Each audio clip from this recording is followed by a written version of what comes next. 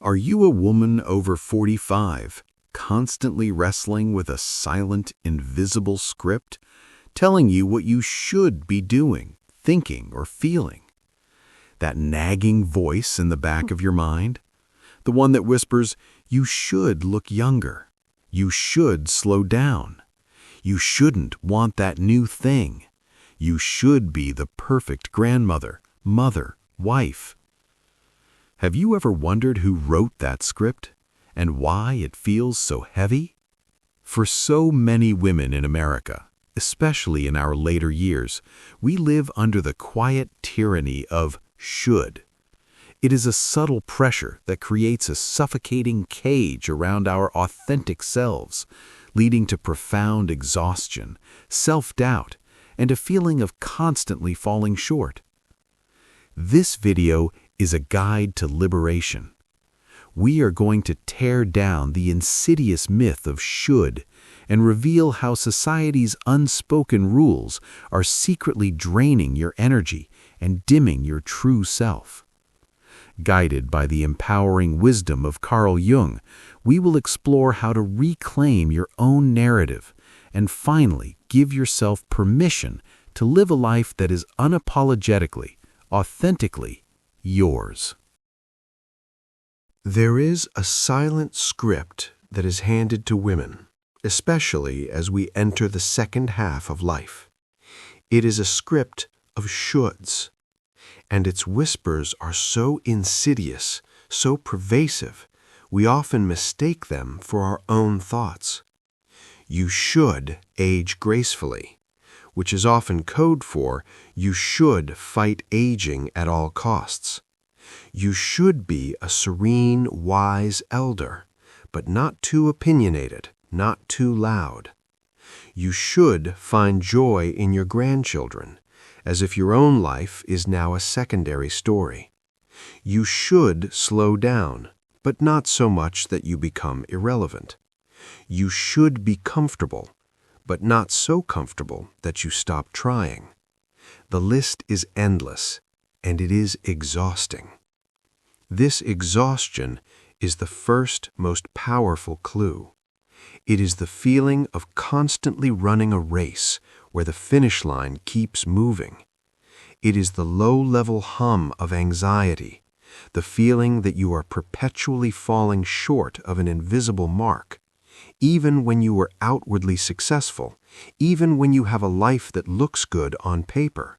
This internal script of shoulds can create a profound sense of self-doubt and burnout.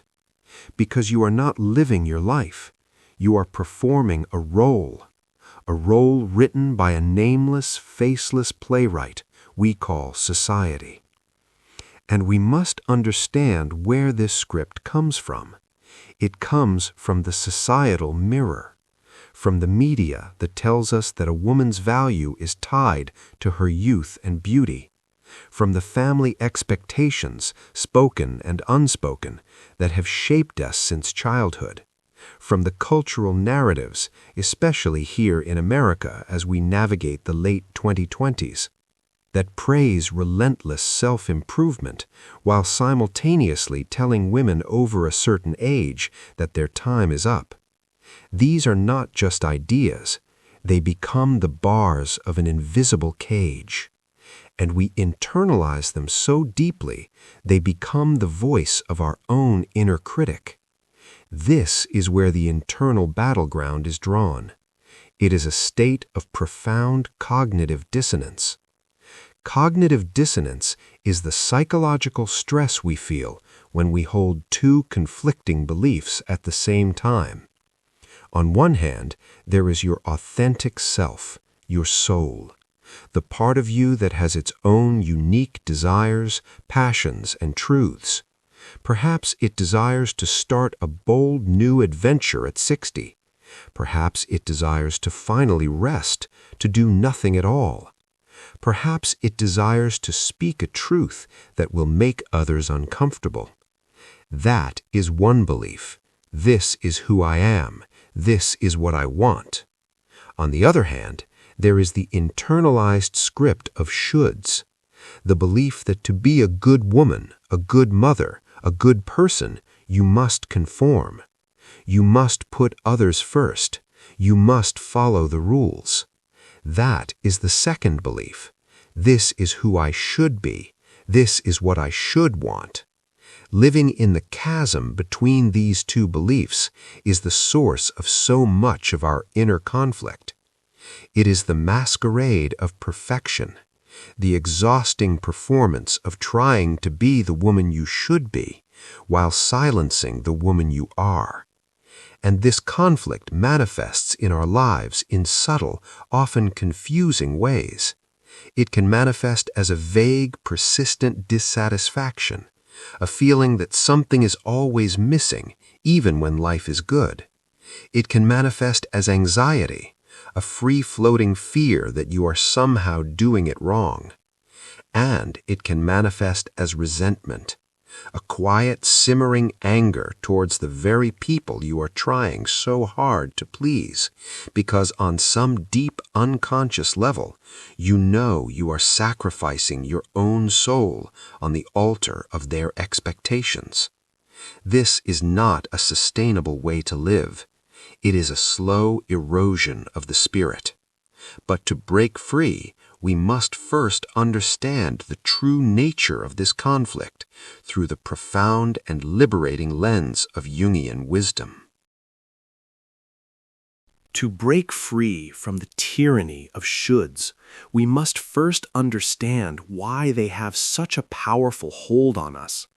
This is where we unmask the imposter through the lens of the shadow self. Carl Jung's wisdom on archetypes in later life is our guide here. He taught that our psyche is a community of different energies or archetypes, and the intense pressure to conform to the societal script of the good woman after 45 keeps us from integrating our full, authentic self. We live a life that is only a fraction of who we are. We live as the polite guest, the serene grandmother, the wise, quiet elder. But where is the wild woman? Where is the rebellious artist? Where is the fierce truth-teller? For many of us, she has been sent into the shadow. The shadow, in Jungian terms, is not just our dark side.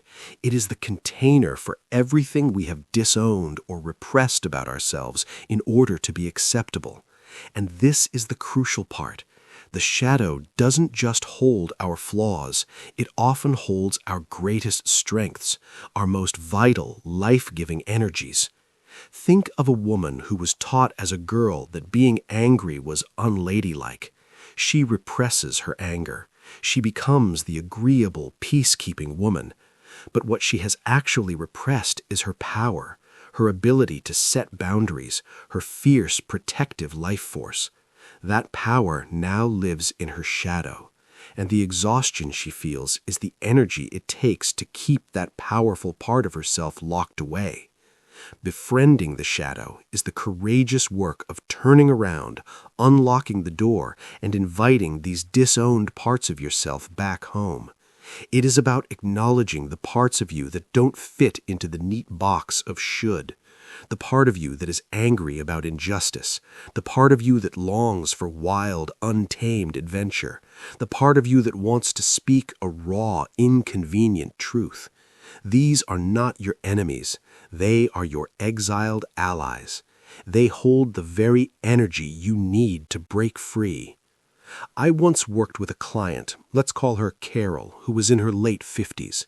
She was the perfect hostess, the perfect community volunteer, the perfect friend, and she felt completely invisible and drained. Through her inner work, she discovered a deep buried rage. For years, she had played the role of the supportive, agreeable woman, while her own creative dreams of being a writer were pushed aside. The societal should was clear. A woman her age should be selfless.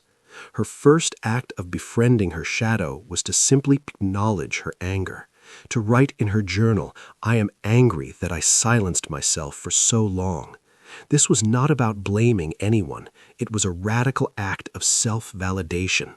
That anger, once acknowledged, was not a destructive force. It became fuel. It became the energy she needed to finally sign up for a writing class. It became the courage she needed to say no to a committee she didn't want to be on. Her shadow, her anger, was not her dark side. It was her power returning. This is the psychological and emotional cost of conformity. When we live a life dictated by external pressures rather than internal truth, we are living in a state of constant low-level civil war. A part of you is always fighting to suppress another part of you.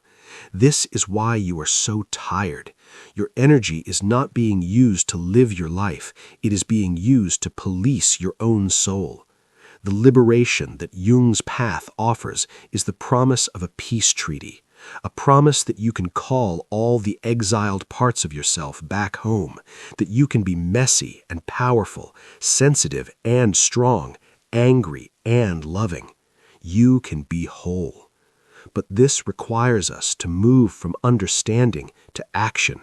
It requires us to begin the practical, courageous work of reclaiming our own narrative. And that is the path to true, authentic selfhood. To understand the tyranny of shoulds is the first step. To begin to reclaim your own narrative is the journey. This is the practical, courageous path to authentic selfhood. It is not about a sudden, dramatic rebellion. It is a quiet, conscious, and deliberate process of disrupting the script. The first and most powerful tool in this process is the practice of mindful inquiry. You cannot challenge a should that you are not aware of. So, for the next week, I invite you to become a gentle detective of your own mind. Simply carry this question with you throughout your day. Am I doing this because it is true for me, or because I feel I should? Notice it when you're getting dressed, when you're making plans, when you're about to give your opinion, or when you choose to stay silent. Just notice. You can keep a small notebook. At the end of each day, write down 1 or 2 shoulds that you noticed. I felt I should say yes to that invitation even though I was exhausted. I felt I should wear this even though I didn't feel like myself in it. This simple act of naming the invisible script is the first step in taking away its power. You are moving it from the unconscious to the conscious, and what is conscious you can begin to choose. The second step is to cultivate your inner wisdom. For years you have been listening to the loud voice of societal expectation. The work now is to learn to listen to the quiet, authentic voice of your own intuition. This requires creating small pockets of silence in your day, just as we have explored before. It is in these moments, away from the noise of the world, that you can begin to reconnect with your genuine desires. You can ask your inner self simple, powerful questions. What would bring me a moment of real joy right now? What is one thing my soul is asking for today? The answer might not be a grand revelation. It might be as simple as a cup of tea in the garden, or 5 minutes of silence, or listening to that one song. As you begin to honor these small, authentic whispers, you are strengthening your connection to your own inner compass. You are learning to trust your own guidance system over the noisy GPS of the world. And this leads to the third and perhaps most challenging step, the power of no. For so many women, no is the hardest word in the language. We have been conditioned to believe that a no is an act of aggression, a rejection, a failure to be kind. But a conscious, loving no is one of the most powerful tools of self-reclamation.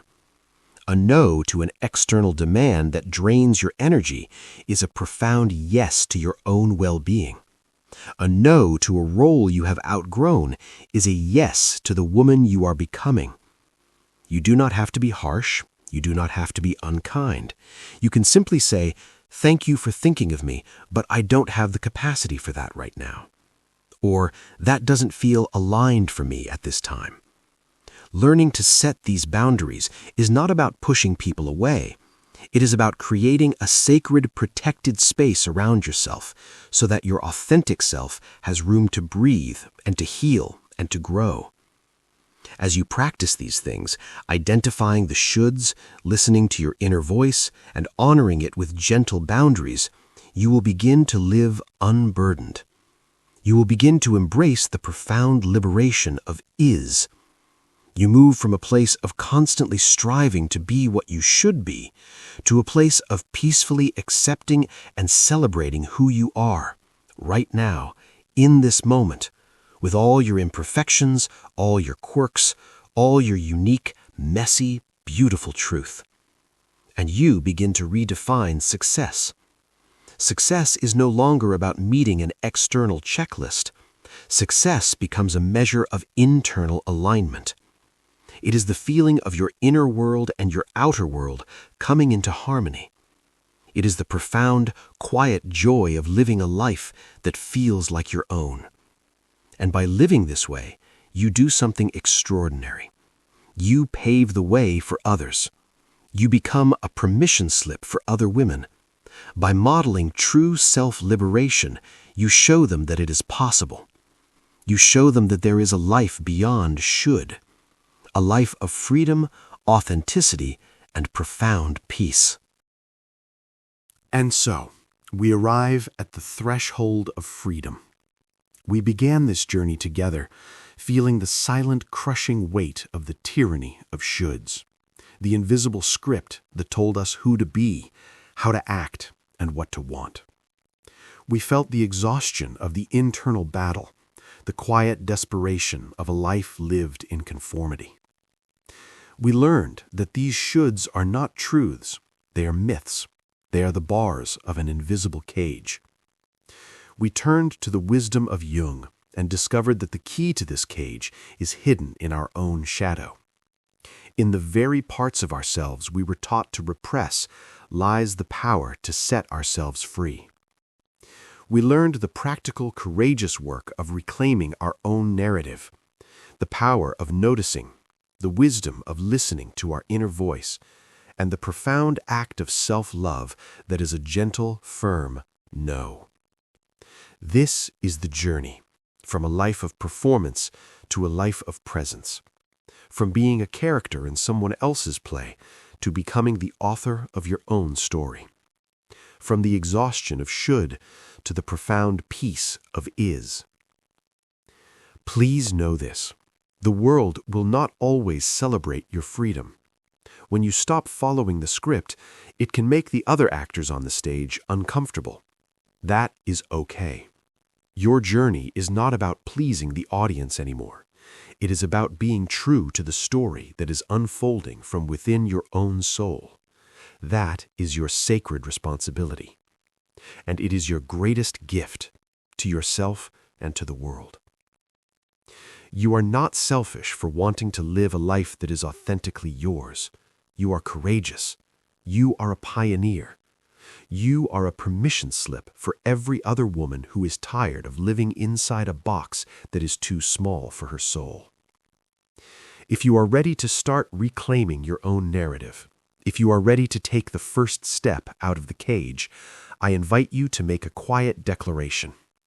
Share in the comments below one should you are giving yourself permission to question or release today. It does not have to be a big one. The smallest act of freedom is still a revolution. Your declaration could be the very spark that inspires another woman to break her own chains. Let us create a space of courageous authenticity together. And as you begin to shed these external scripts of society, we must then turn our attention to the internal scripts, the specific roles we have learned to play so perfectly. In our next video, we will look at one of the most powerful and pervasive masks of all, the good girl persona, and we'll discover why letting her go is not an act of rebellion, but a sacred and necessary act of reclaiming your true, wild, and magnificent power. You will find the tools to gently take off the mask and finally meet the woman who has been waiting patiently underneath. Thank you for sharing this space of liberation with me. Be free.